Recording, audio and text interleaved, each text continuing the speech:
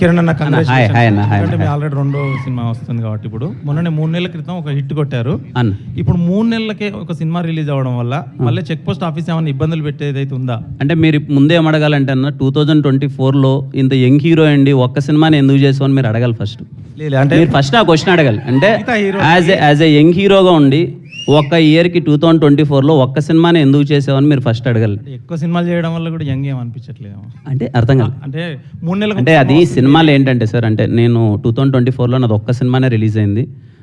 ఈ సినిమా ముందు చేసింది ఇప్పుడు ఇంకా ఆల్రెడీ 4 months గ్యాప్, దాని తర్వాత వస్తుంది. అండ్ ఐ ఫీల్ నేను యాజ్ ఎ యంగ్ హీరో నేను చాలా సినిమాలు చేయడానికి ఇష్టపడతాను, నేను చేస్తాను కూడా.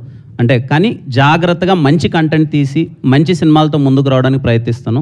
రాబోయే రోజుల్లో కూడా యాజ్ మచ్ యాజ్ పాసిబుల్ నేను సినిమాలు ఎక్కువ చేయాలనుకుంటాను. ఎందుకంటే యంగ్ హీరోగా నేను ఎక్కువ సినిమాలు చేస్తేనే చాలా కొత్త టాలెంట్ బయటకు వస్తుంది, కొత్త డైరెక్టర్స్ వస్తారు. ఏ డైరెక్టర్స్ ప్రూవ్ చేసుకుంటారన్నది వాళ్ళ చేతుల్లో ఉంటుంది. బట్ నేనైతే సినిమాలు కంటిన్యూస్గా చేస్తూ ఉంటాను. అట్లీస్ట్ నాకు వీలైనంత కొత్త మంది డైరెక్టర్స్ నేను ఇండస్ట్రీకి తీసుకొద్దామని నాకు వీలైనంత నా ప్రయత్నం నేను చేస్తాను. ఆ హిట్ తర్వాత ఇంకెవరు ఇబ్బంది పెట్టరు అనుకుంటున్నారా?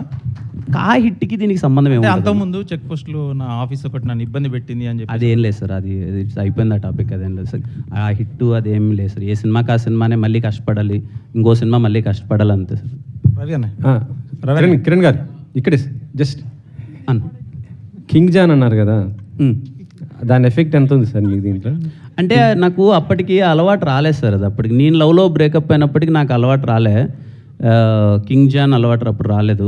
బట్ అది ఏంటంటేనండి, ప్రతి అబ్బాయి అంటే అమ్మాయిలకి పాపం ఆపర్చునిటీ ఉండదు కాబట్టి, మనకి చాలా ఫ్రీడమ్ ఉన్న సొసైటీలో మగాడిగా బతుకుతున్నాం కాబట్టి ఏంటంటే మనకు బాధ వచ్చింది అనుకోండి వైన్స్ షాప్కి వెళ్తాం, ఇంకా కోపం వచ్చింది అనుకోండి సిగరెట్ వెలిగిస్తాం. సో కింగ్ అనేవాడు ఒక ఫ్రెండ్, జానీ వాకర్ అనేవాడు మనకు ఒక ఫ్రెండ్ అనమాట. మనం ఆడితే ఎక్కువ టైం స్పెండ్ చేస్తుంటాం. అంటే most of the people I'm telling, అది కష్టపడినోడైనా కావచ్చు, కోపంలో ఉన్నోడైనా కావచ్చు, ఎవడైనా కావచ్చు, ఆ సాయంత్రం అయ్యేటప్పటికి అలా రిలాక్సేషన్ కోసం వాడు చేసే పనే అది. సో కనెక్టింగ్ పాయింట్ అంతే.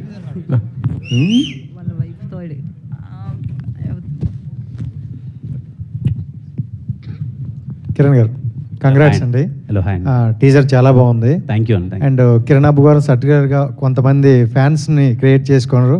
కా మూవీతో కాల్ వేసుకుని తిరిగేటట్లు చేశారు. దెన్ నెక్స్ట్ వచ్చే మూవీస్ కూడా అంటే ఆ రేంజ్లో ఎక్స్పెక్ట్ చేస్తారు. అంతకుముందు చాలామంది మీతో కూడా అన్నారు లవ్ ఫిలిమ్స్ చేస్తారా, ఈ జోనర్లోనే ఉండిపోతారని. కా మూవీ తర్వాత ఒకసారిగా డిఫరెంట్ మారిందని అన్నారు. బట్ మీరు కూడా అన్నారు ఇక్కడ నుండి మారుస్తా అని. మళ్ళీ నెక్స్ట్ ఫిలిం ఇదే రావడం వల్ల అదే ప్యాటర్న్లోకి వెళ్తారని అనుకోవచ్చా? అదేం లేదు, ఇది కంప్లీట్లీ మీకు కొత్త ప్యాటర్న్గానే ఉంటుంది సినిమా.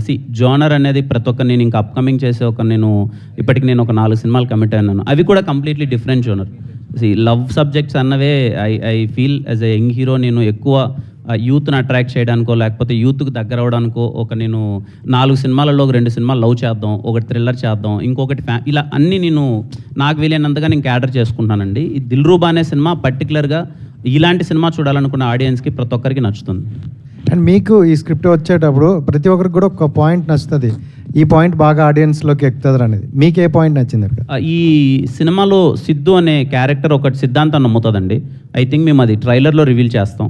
ఆ పర్టికులర్ పాయింట్ నాకు పిచ్చి పిచ్చిగా నచ్చేసింది. నిజంగా మనం ఎవ్రీడే నిజ జీవితంలో ఆ 2 పదాల వల్ల మనం అయితే మోసం చేస్తాం లేకపోతే మోసపోతాం. అదేంటి అన్నది మేము ట్రైలర్లో రివీల్ చేస్తాం. ఆ పాయింట్ నచ్చి సినిమా. ఈ మూవీ మోసపోయిన వాళ్ళకి ఎక్కుతుందా, మోసం చేసే వాళ్ళకి ఎక్కుతుంది, కనెక్ట్ అవుతుంది బాగా? మోసపోతున్న వాళ్ళందరికీ కనెక్ట్ అవుతుంది. ఆశీష్ గారు